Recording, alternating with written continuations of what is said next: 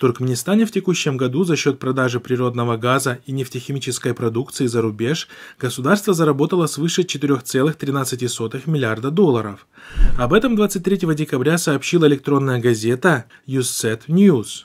В рамках развития нефтегазовой промышленности Туркменистана за январь-ноябрь этого года было освоено инвестиций на сумму свыше 7,1 миллиарда манатов, около 2 миллиардов долларов. В общем, было добыто 8,7 миллиона тонн нефти и газового конденсата.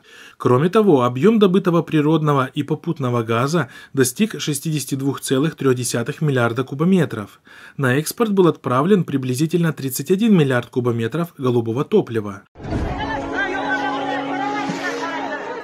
Однако, несмотря на это, большая часть населения страны живет в крайней бедности, кроме того, страдая от постоянного дефицита продуктов питания и товаров первой необходимости. Так, 21 декабря около 50 женщин устроили стихийную акцию протеста у здания Хекимлика в Мары, город на юге Туркменистана, сообщает радио Азатлык.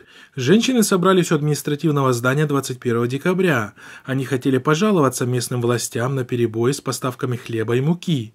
В настоящее время в государственных магазинах в сельской местности распределяются пайки, которые должны были поступить полгода назад. Чтобы как-то прокормить своих детей, местные жители вынуждены ездить за хлебом в города. Также участницы акции протеста заявили о проблемах со снабжением питьевой водой. Жители сел без водопровода дважды в месяц за свой счет заказывают воду в цистернах. Те же, у кого нет возможности оплачивать водовозы, остаются без воды.